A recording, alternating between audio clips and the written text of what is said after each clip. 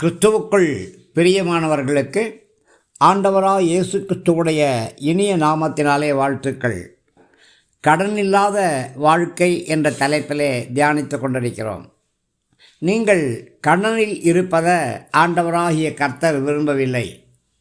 2 கொரிந்தியர் 8ஆம் அதிகாரத்திலே 9ஆம் வசனத்திலே நீங்கள் அவருடைய தரித்திரத்தினாலே ஐஸ்வர்யவான்கள் ஆகும்படி உங்கள் நிமித்தம் தரித்திரரானாரே என்று சொல்லப்பட்டிருக்கிறது.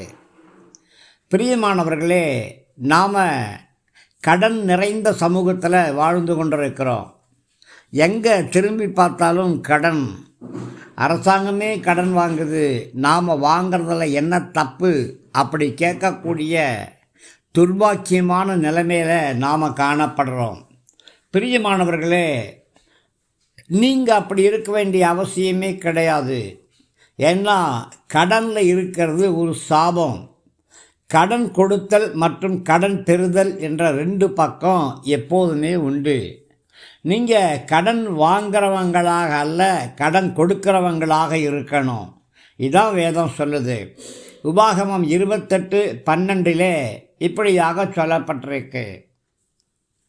ஏற்ற காலத்திலே உன் தேசத்திலே மழை பெய்யவும் நீ கையிட்டு செய்யும் வேலைகளை எல்லாம் ஆசீர்வதிக்கவும் கர்த்தர் உனக்கு தமது நல்ல பொக்கிஷாலியாகிய வானத்தை திறப்பார். நீ அநேக ஜாதிகளுக்கு கடன் கொடுப்பாய், நீயோ கடன் வாங்குவது இல்லை, வாங்காதிருப்பாய் என்று சொல்லப்பட்டிருக்கு.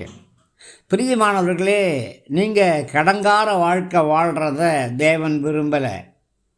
நம்முடைய தேவன் உங்களுடைய எல்லா கடன்களையும் வசூல் செய்கிறவரல்ல, ரத்து செய்யக்கூடியவராக இருக்கிறாரு.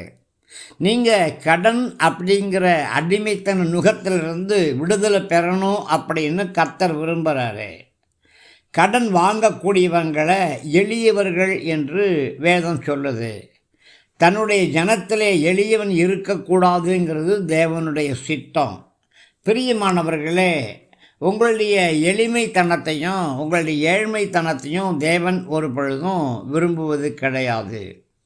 நம்முடைய ஜனங்கள் என்றென்றைக்கும் கடனில் மாட்டிக்கொண்டு அதற்கு அடிமையாக இருக்கும்படி தேவன் விரும்பலை.